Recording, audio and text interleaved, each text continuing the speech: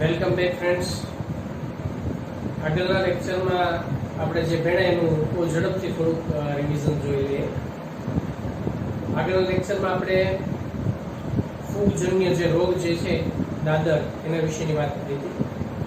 બીજી આપણે જે ચર્ચા કરી હતી એમાં એ જે બધા રોગકારકો અને રોગની સામે આપણે કઈ કઈ પ્રકારની જે જનજાગૃતિ લાવવાની જરૂર છે, વ્યક્તિગત સ્વચ્છતા જે છે કેવી રીતે રાખવી, કયા પ્રકારના ખોરાક જે છે ઉપયોગ કરવો, અને જીવ વિજ્ઞાનના ક્ષેત્રમાં જે બાયોટેકનોલોજીની મદદ વડે જે બધી રસીઓ અને એન્ટીબાયોટિક્સ ને એ બધાનું કેવી રીતે નિર્માણ કરવામાં આવ્યું છે.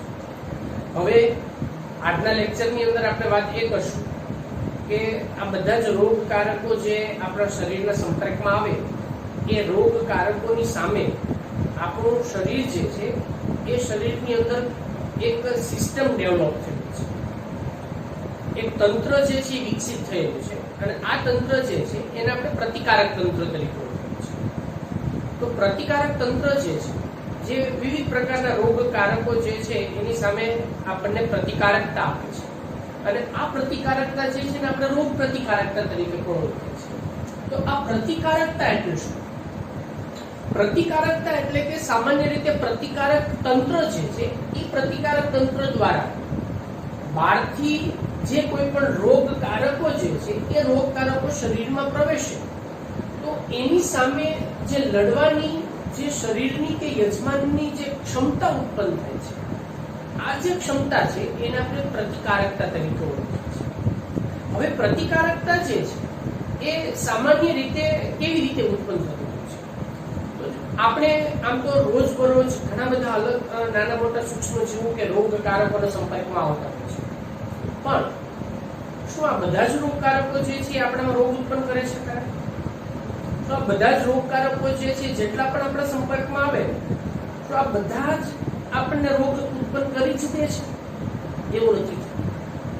ઘણા બધા રોગકારકો આપણા સંપર્કમાં આવે છતાં પણ આપણે એ રોગગ્રસ્ત જે છે એ થતા નથી. હા, એ રોગકારકોના સંપર્કમાં આવવાથી જે રોગગ્રસ્ત આપણે થઈએ છીએ, મતલબ કે આપણી જે પ્રતિકારક તંત્ર છે એ પ્રતિકારક તંત્ર એ પ્રકારના રોગકારકની સામે પ્રતિકાર કરવામાં કંઈક ઉણપ રહી જતી હોય છે, અથવા તો એ પ્રતિકાર કરવા માટેનું પૂર્ણ ક્ષમતા જે છે એ પુરવાર નથી કરી શકતી, જેથી રોગ જે છે એ થતા જોવા મળતા હોય છે. તો આપણા શરીરની અંદર મોટા ભાગના જે કોઈ પણ રોગકારકોના સંપર્કમાં આવે છે અને આ જે આપણું શરીર જે છે એ આ બાહ્યકારકોની સામે આપણે રક્ષણ જે છે એ મેળવી લીધું હોય છે, તો જેને આપણે પ્રતિકારકતા તરીકે ઓળખીએ છીએ. આ પ્રતિકારકતા જે છે એના બે પ્રકાર છે. આપણા શરીરની અંદર પ્રતિકારકતા જે છે કેવી રીતે વિકસિત થતી હોય છે, પ્રતિકારકતા કઈ પ્રકારે એમાં ભાગ ભજવતી હોય છે, તો એના આધારે રોગ પ્રતિકારકતાના બે પ્રકાર છે. પ્રતિકારકતા ના પ્રકાર, હવે એના વિશેની આપણે તો બે પ્રકાર છે. સૌથી પહેલું જે છે એમાંનું એ છે જન્મજાત પ્રતિકારકતા,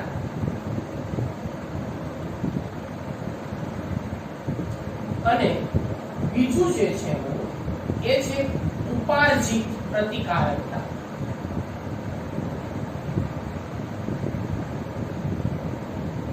તો બે પ્રકારની પ્રતિકારકતા જે છે જોવા મળે છે, જન્મજાત પ્રતિકારકતા અને ઉપાર્જિત પ્રતિકારકતા. તો એમાં આપણે સૌથી પહેલા જે વાત કરશું એ છે જન્મજાત પ્રતિકારકતા. જન્મજાત પ્રતિકારકતા શબ્દને સાંભળતા જ આપણને આમ તો ખ્યાલ આવી જાય કે જન્મજાત નો અર્થ શું થાય. એટલે વ્યક્તિ જ્યારે જન્મે એની સાથે આ પ્રકારની પ્રતિકારકતા જે છે એ પ્રતિકારકતા એના જન્મની સાથે જ શરીરમાં જોવા મળતી હોય છે, જેથી એને જન્મજાત પ્રતિકારકતા તરીકે ઓળખવામાં આવે છે. તો એના વિશેની જો આપણે અમુક મુદ્દાઓ જે છે ખાસ તમારે જે યાદ રાખવાના છે એના હું ટૂંકમાં માહિતી અહીં આપું છું તમને. જન્મજાત પ્રતિકારકતા એટલે શું? કે જે વ્યક્તિમાં જન્મ સાથે જ કે જન્મ સમયે જ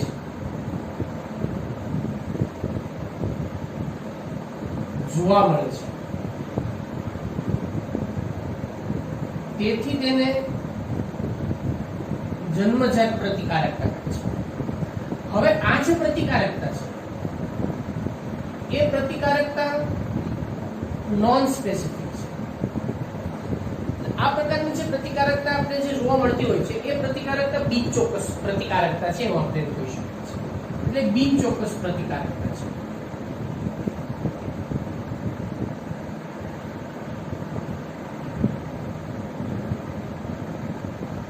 તો આ જે પ્રતિકારકતા છે જન્મજાત પ્રતિકારકતા, એ જન્મજાત પ્રતિકારકતા કેવી રીતે આપણને રોગકારકોથી બચાવે છે તો એના વિશે પણ એમાં આપણે જો જોઈએ તો જે રોગકારકો જે છે એ રોગકારકો જ્યારે કોઈ પણ વ્યક્તિના સંપર્કમાં આવે, વ્યક્તિના જે શરીરના સંપર્કમાં આવે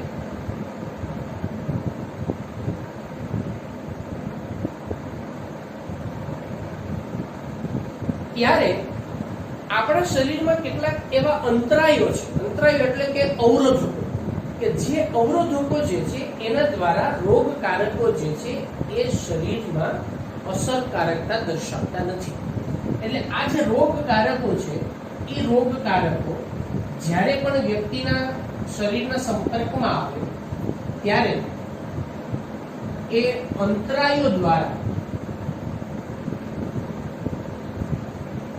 અંતરાયો એટલે એક પ્રકારના અવરોધકો, બરાબર, અંતરાયો જે છે એ એક પ્રકારના અવરોધકો છે.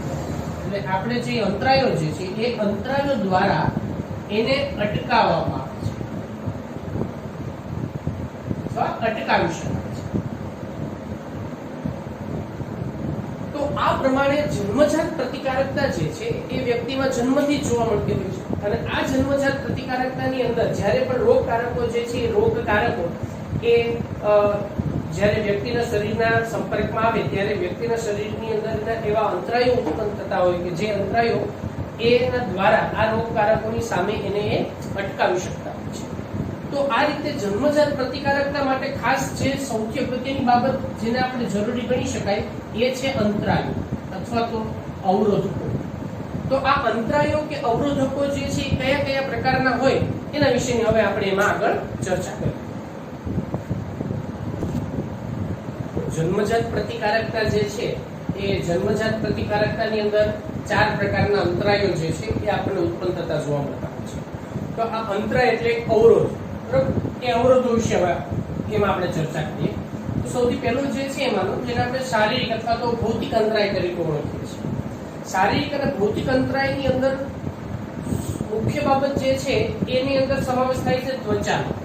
તો શરીરની જે ત્વચા છે એ ત્વચા એ મુખ્ય અંતરાય છે, જે બહારથી જે પ્રવેશતા જે કોઈ પણ સૂક્ષ્મજીવો હોય, સૂક્ષ્મજીવો જે બહારથી પ્રવેશે તો આપણી ચામડી જે છે એ ચામડી એને પ્રવેશતા, શરીરમાં પ્રવેશતા એને શું કરે છે? અટકાવે છે. એટલે ભૌતિક અંતરાયની અંદર સૌથી અગત્યનો ભાગ ભજવે છે એ છે આપણી ત્વચા, ચામડી. હવે આ ઉપરાંત શરીરના જે આંતરિક અંગો છે એ આંતરિક અંગોની પણ કેટલીક સપાટી જે છે એ સપાટીની જો આપણે વાત કરીએ તો ખાસ કરીને શ્વસન માર્ગ જે છે શ્વસન માર્ગની સપાટી, જઠરાંતરીય માર્ગ જે છે એ જઠરાંતરીય માર્ગની સપાટી, મૂત્રજનન માર્ગ જે છે એની અંદર જે અધિચ્છદીય પેશીના જે કોષો છે એના યુક્ત શ્લેષ્મ સ્તર આવેલું છે. આ શ્લેષ્મ સ્તર જે છે એ શરીરની અંદર આપણે જે પ્રવેશતા જે કોઈ પણ સૂક્ષ્મજીવો છે એ સૂક્ષ્મજીવોને અટકાવતું હોય છે. એટલે પણ એ ભૌતિક અંતરાય તરીકે અગત્યનો ભાગ ભજવે છે. તો આ છે શારીરિક અંતરાય અથવા ભૌતિક અંતરાય તરીકે આપણે એને ઓળખીએ છીએ. હવે બીજું છે દેહધાર્મિક. દેહધાર્મિક અંતરાય જે છે આપણા શરીરની અંદર વિવિધ પ્રકારની દેહધાર્મિક પ્રક્રિયાઓ થતી હોય છે. આ દેહધાર્મિક પ્રક્રિયાઓ દરમિયાન કેટલાક એવા ઘટકોનું નિર્માણ થતું હોય છે કે જે ઘટકો આપણને આ સૂક્ષ્મજીવો જે છે એની સામે પ્રતિકારકતા આપતા હોય છે, જેથી આપણે એને દેહધાર્મિક અંતરાય તરીકે ઓળખીએ છીએ. એટલે હવે આ દેહધાર્મિક જે પ્રક્રિયાઓ છે એમાં કોનો સમાવેશ થાય છે એના વિશે આપણે ચર્ચા કરીએ. તો સૌથી પહેલા તો જઠર જે છે, જઠરની અંદર આપણે બધા જાણીએ કે જઠરની અંદર અમ્લરસ આવેલો હોય છે અને જેમાં મંદ HCl નો સમાવેશ થાય છે. આ જે મંદ HCl જે છે એ સૂક્ષ્મ જીવો જે છે સૂક્ષ્મ જીવોનો નાશ એની અંદર થતો હોય છે, જેથી આપણે સૂક્ષ્મ જીવો સામે પ્રતિકારકતા ઉત્પન્ન કરતા. બીજું જે છે એ છે આપણા આંખમાંથી નીકળતા આંસુ, અશ્રુ અને લાળ રસ. આ બંનેની અંદર જો આપણે વાત કરીએ તો એમાં લાઇસોઝાઇમ, ખાસ કરીને લાળ રસની અંદર લાઇસોઝાઇમ નામનો એમાંનો જે ઘટક જે છે એનો સ્ત્રાવ થતો હોય છે, અને આ લાઇસોઝાઇમ જે છે એ સૂક્ષ્મ જીવો જે છે એનો નાશ કરતો હોય છે. તો આ રીતે આ જે કોઈ પણ દેહધાર્મિક ઘટકો જે છે એ સૂક્ષ્મ જીવોની વૃદ્ધિ અટકાવે છે અને એનો નાશ કરે છે. એટલે આને આપણે દેહધાર્મિક અંતરાય તરીકે ઓળખવામાં આવે છે. ત્રીજો પ્રકાર જે છે એમાંનો એ છે કોષાંતરીય અંતરાય. એટલે આપણા શરીરની અંદર આપણા રુધિરમાં એવા કોષો છે કે જે આપણે પ્રતિકારકતા જે છે એ આપતા હોય છે, અને આ પ્રતિકારકતા જે છે આ પ્રકારના કોષો જે છે એ જન્મથી જ શરીરની અંદર આપણને જોવા મળતા હોય છે. એટલે આપણે એનો સમાવેશ જન્મજાત પ્રતિકારકતાની અંદર કરવામાં આવતો હોય છે. તો જન્મજાત જે છે કોષાંતરીય અંતરાય જે છે જન્મજાત પ્રતિકારકતામાં એમાં મુખ્યત્વે શ્વેત કણોનો સમાવેશ થાય છે. તો શ્વેત કણોની અંદર PMNL, જેને આપણે પોલીમોર્ફોન્યુક્લિયર લ્યુકોસાઇટ્સ તરીકે ઓળખવામાં આવે છે. આનું પૂર્ણ નામ ખાસ યાદ રાખવું, આ ઓબ્જેક્ટિવ પ્રશ્ન તરીકે એનું પૂર્ણ નામ જે છે એ પૂછાતું હોય છે, અને આ બધા જ નામ જે છે એ પણ ખાસ એમાં યાદ રાખવા જોઈએ છે. તો PMNL જે છે એને આપણે બહુરૂપી કેન્દ્રીય શ્વેતકણ તરીકે પણ ઓળખવામાં આવે છે, અને એ કોષાંતરીય અંતરાય જે છે એમાં એકનો સમાવેશ થાય છે. PMNL એટલે પોલીમોર્ફોન્યુક્લિયર લ્યુકોસાઇટ્સ, બરાબર, જે બહુરૂપી કેન્દ્રીય શ્વેતકણ તરીકે પણ એને ઓળખવામાં આવે છે. બીજું જે છે એમાંનું એ છે મોનોસાઇટ્સ. મોનોસાઇટ જે છે એને આપણે એક કેન્દ્રીય કણ તરીકે પણ ઓળખવામાં આવે છે. આ ઉપરાંત લિમ્ફોસાઇટ્સ એટલે કે એમાં લસિકા કણ.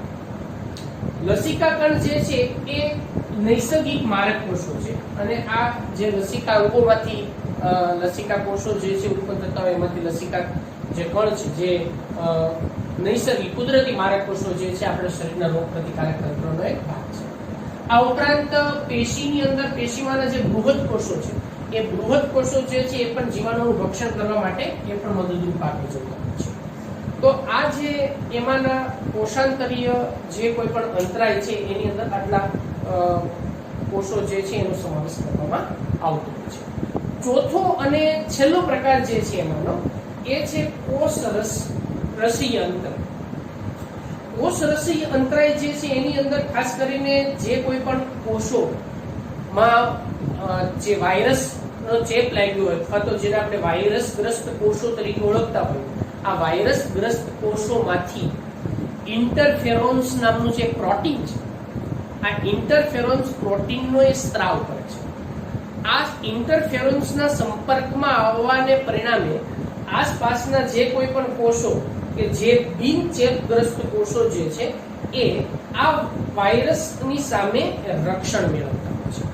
એટલે ઇન્ટરફેરોન્સ જે છે ઇન્ટરફેરોન્સનો સ્ત્રાવ થવાને પરિણામે એ જે ચેપગ્રસ્ત કોષ જે છે એની આજુબાજુના જે કોષો છે એ કોષોને વાયરસની સામે એને રક્ષણ આપવા માટેનું મદદરૂપ ભાગ ભજવતા હોય છે.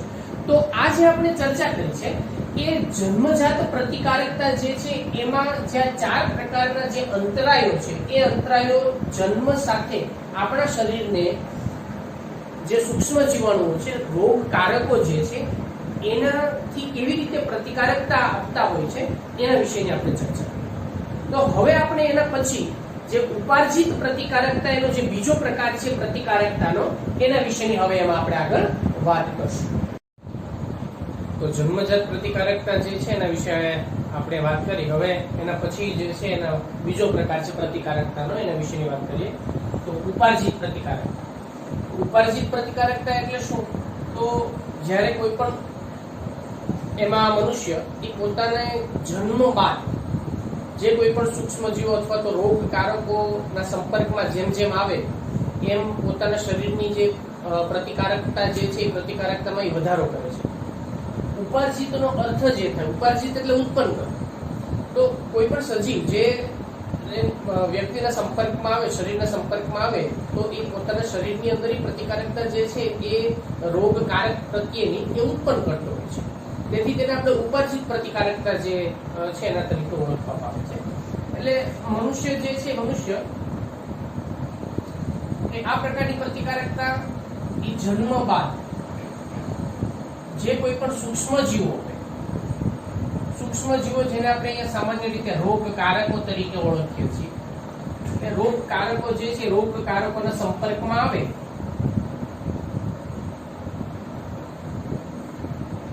ત્યારબાદ એ પ્રતિકારકતા ઉત્પન્ન કરે છે. એટલે આ પ્રકારની પ્રતિકારકતા જે છે એને ઉપાર્જિત પ્રતિકારકતા તરીકે ઓળખવામાં આવે છે. તો બીજી વાત એ કરી કે આ પ્રકારની જે પ્રતિકારકતા જે છે, ઉપાર્જિત પ્રતિકારકતા, એ જન્મ બાદ મનુષ્યની અંદર આપણને વિકસિત થતી જોવા મળતી હોય છે. આ પ્રતિકારકતા જે છે એ વિશિષ્ટ પ્રકારની છે. આ પ્રતિકારકતા એ વિશિષ્ટ, અને બીજું એની એક ખાસ લાક્ષણિકતા એ છે કે તે સ્મૃતિ આધારિત છે. આ સ્મૃતિ આધારિત પ્રતિકારકતા છે. તો એક પ્રતિકારકતા જે છે એ મનુષ્યને જન્મથી જ મળેલી છે, જેને આપણે જન્મજાત પ્રતિકારકતા તરીકે ઓળખીશું. આ જે પ્રતિકારકતા જે છે એ જન્મ બાદ વિકસિત થયેલી છે, તે આપણે ઉપાર્જિત પ્રતિકારકતા તરીકે ઓળખીશું. તો જન્મજાત પ્રતિકારકતા જે છે એ પ્રતિકારકતાની જે ક્ષમતા છે, અથવા તો એ પ્રતિકારકતાની સિવાયની જે પ્રતિકારકતામાં જે વધારો કરવાનું કામ જે છે એ ઉપાર્જિત પ્રતિકારકતા છે. એટલે ઉપાર્જિત પ્રતિકારકતા જે છે, પ્રતિકારકતા દરમિયાન જે જન્મજાત પ્રતિકારકતા દ્વારા જે પ્રતિરક્ષણ મેળવવામાં આવે છે, જન્મજાત દ્વારા જે પ્રતિરક્ષણ મળે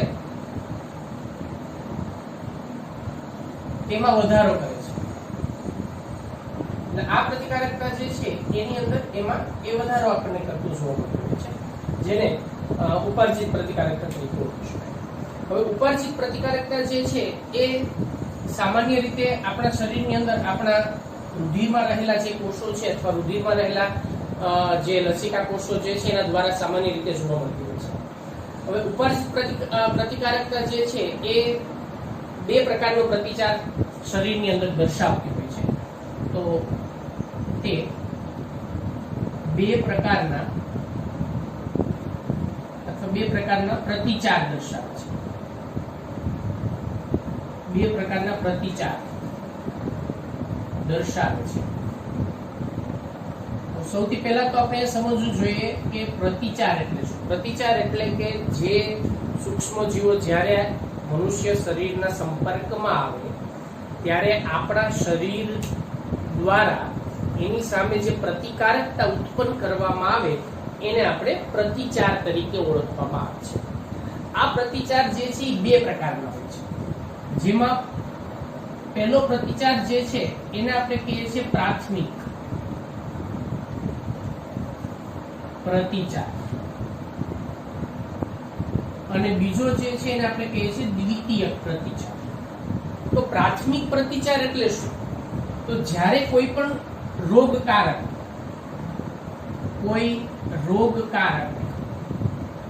એ મનુષ્યના સંપર્કમાં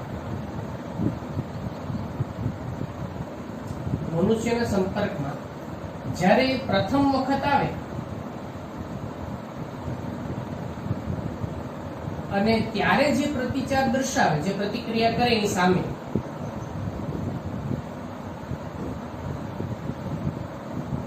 ત્યારે તેની સામે દર્શાવાતી પ્રતિક્રિયા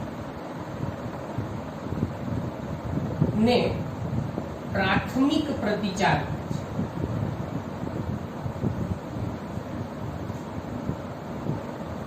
હવે આ પ્રકારનો જે પ્રતિચાર છે એ પ્રતિચાર ધીમો હોય છે, એટલો તીવ્ર ન હોય. આ પ્રતિચાર જે છે ધીમો હોય છે. જે પ્રતિચાર ધીમો હોય છે.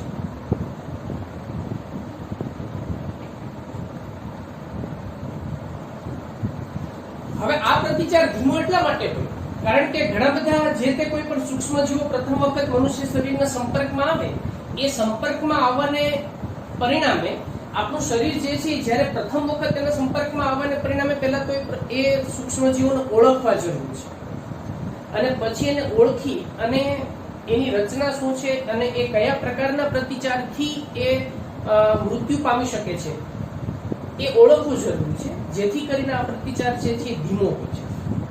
હવે જે બીજો પ્રકાર છે પ્રતિચારનો, એને આપણે કહીએ છીએ દ્વિતીય પ્રતિચાર. એટલે બીજો પ્રકાર જેને આપણે કહીએ છીએ દ્વિતીય પ્રતિચાર. દ્વિતીય પ્રતિચાર એટલે શું? તો રોગકારક જે છે એ રોગકારક મનુષ્યના સંપર્કમાં બીજી વખત આવે છે. જ્યારે બીજી વખત આવે ત્યારે દર્શાવાતા પ્રતિચારને અથવા તો જે પ્રતિક્રિયા દર્શાવવામાં આવે છે એ પ્રતિક્રિયાને દ્વિતીય પ્રતિચાર કહે છે.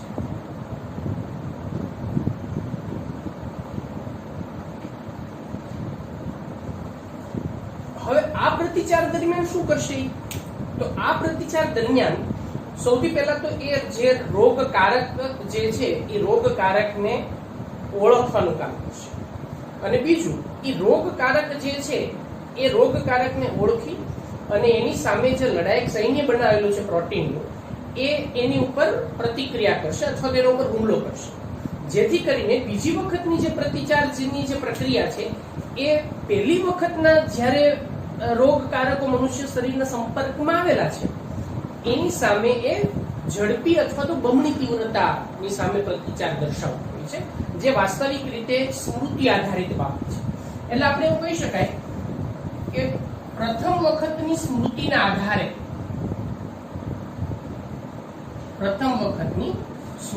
આધારે આ પ્રતિચાર એ ઝડપી હોય છે, મતલબ કે તીવ્ર હોય છે, જેથી કરીને આપણે બીજી વખત જો કોઈ પણ રોગકારક આપણા શરીરમાં આવે તો એની સામેની જે લડવાની આપણા શરીરની જે ઇમ્યુનિટી છે અથવા તો જે પ્રતિકારકતા જે છે એ સામાન્ય રીતે આપણને વધી જતી જોવા મળતી હોય છે. એટલે આપણે એને દ્વિતીય પ્રતિચાર જે છે તરીકે ઓળખી શકાય. તો આમ આપણા શરીરની અંદર જે રુધિરમાં રહેલા જે વિશિષ્ટ પ્રકારના જે કોષો છે એ કોષો દ્વારા સામાન્ય રીતે આ પ્રકારની પ્રતિકારકતા જે છે એ દર્શાવવામાં આવતી હોય છે. તો એના વિશે હવે આપણે એમાં આગળ વાત કરીએ. તો ઉપાર્જિત પ્રતિકારકતામાં જે પ્રતિચાર આપણને મળતો હોય છે એ સામાન્ય રીતે આપણા રુધિરમાં રહેલા જે વિશિષ્ટ પ્રકારના જે લસિકા કોષો છે એ લસિકા કોષો દ્વારા પ્રતિચાર જે છે એ ઉત્પન્ન થતો જોવા મળતો હોય છે. હવે આ લસિકા કોષો જે છે એ આપણા રુધિરમાં રહેલા હોય છે અને આ બે પ્રકારના છે, જેમાંથી એકને આપણે કહીએ છીએ બી લસિકા કોષો અને બીજા જેને આપણે કહીએ છીએ ટી લસિકા કોષો. બી લસિકા કોષો જે છે એ બોન મેરો એટલે કે અસ્થિ મજ્જામાંથી ઉત્પન્ન થતા હોય છે. આ અસ્થિ મજ્જામાંથી નિર્માણ પામે છે,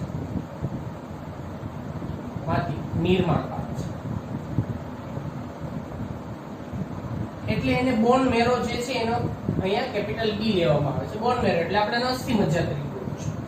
અને ટી લસિકા કોષો જે છે એ થાઇમસ માંથી ઉત્પન્ન થતા હોય છે, એ થાઇમસ માંથી નિર્માણ પામે છે, એટલે એને કેપિટલ ટી જે છે થાઇમસ માંથી લેવામાં આવે છે. તો બી લસિકા કોષો અને ટી લસિકા કોષો આ બંને જે છે એ પ્રતિચાર કરવા માટેના આપણા રુધિરમાં રહેલા બે વિશિષ્ટ પ્રકારના લસિકા કોષો છે.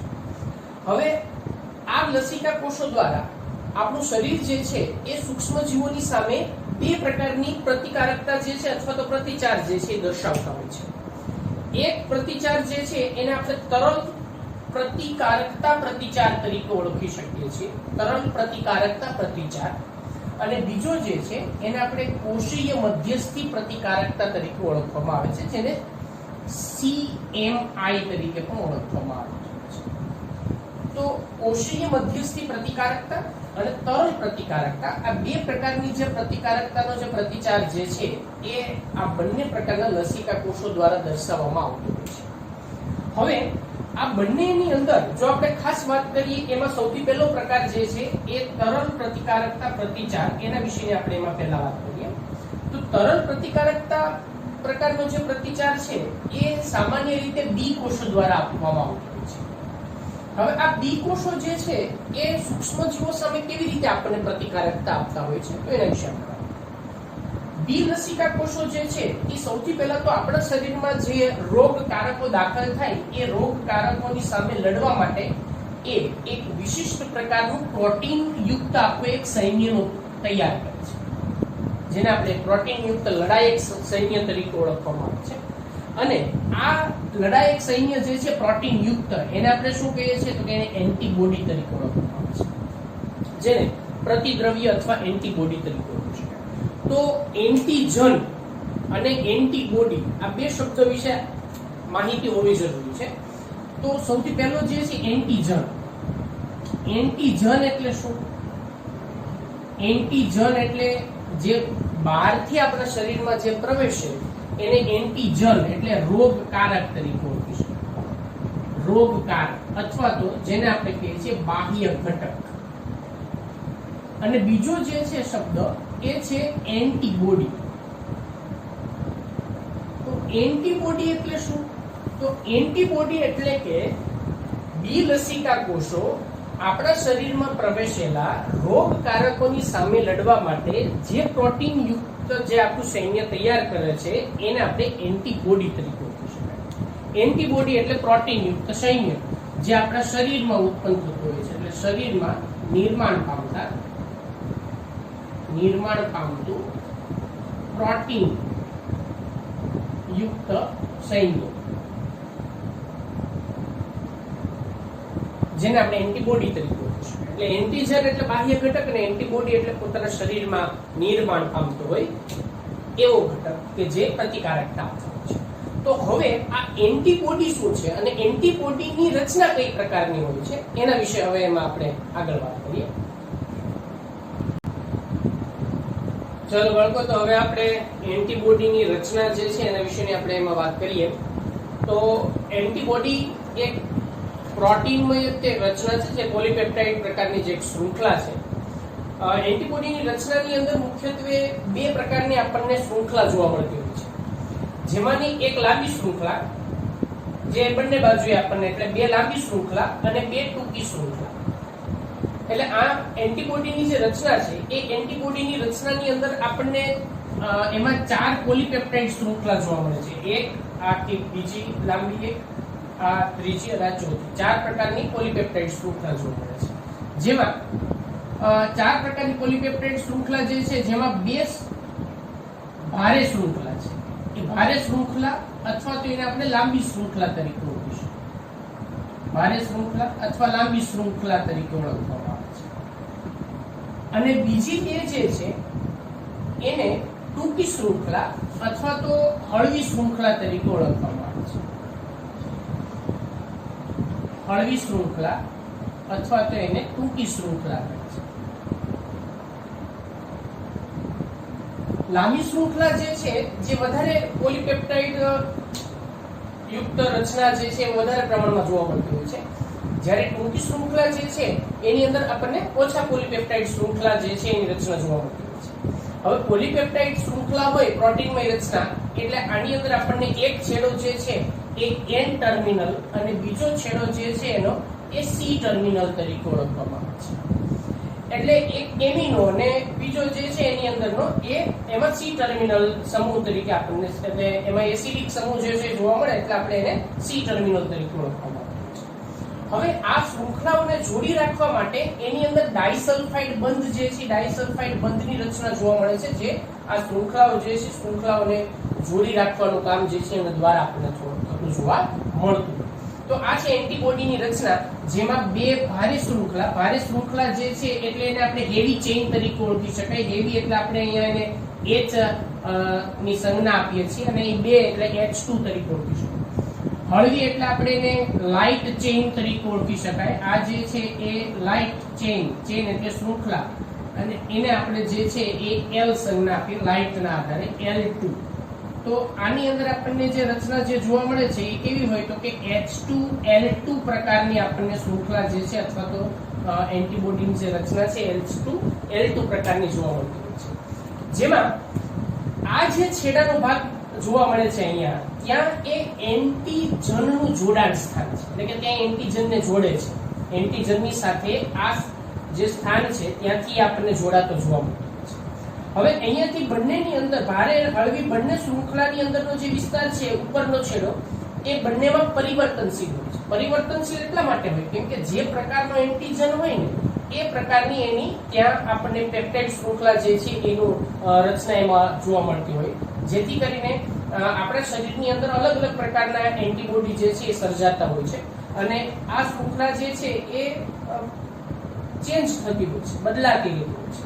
અને બાકીની જે શૃંખલા આપણને જે જોવા મળે છે લાંબી શૃંખલા નીચેના ભાગીની અને ટૂંકી શૃંખલા નીચેના ભાગીની એ છેડો જે છે એ યથાયોગ્ય જે તે સ્થિતિમાં હોય એને એ જ પ્રમાણે આપણને રહેતો જોવા મળતો હોય છે.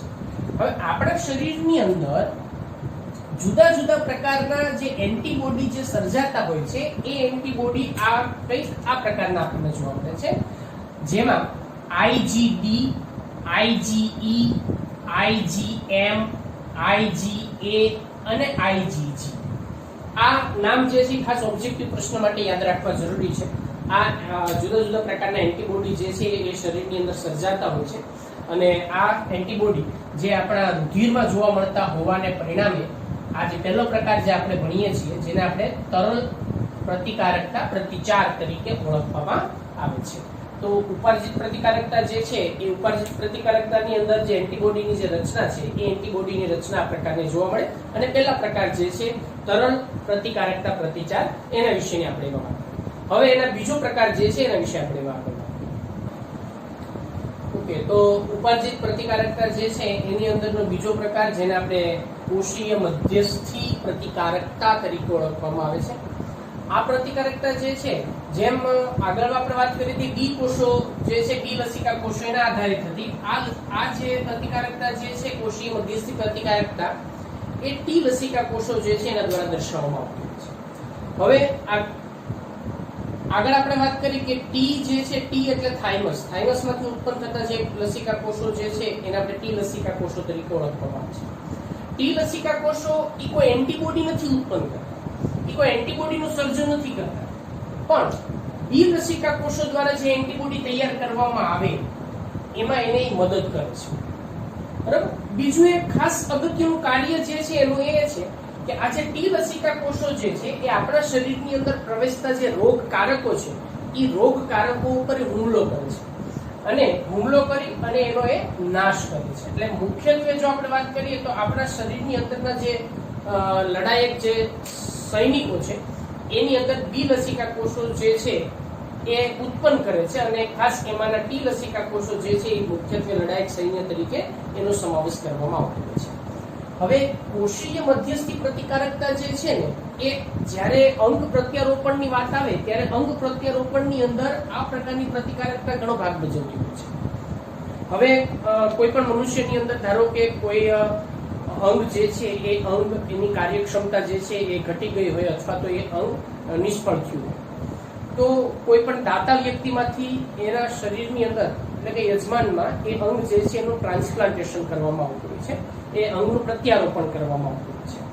તો આ પ્રત્યારોપણ જે છે એ પ્રત્યારોપણ માટે એ તો બહારથી દાખલ થતું અથવા તો કોઈ અન્ય વ્યક્તિનું અંગ થયું તો એને આપણે શું કહેશું તો કે એ એન્ટીજન તરીકે એને આપણે અહીંયા દર્શાવવું જરૂરી.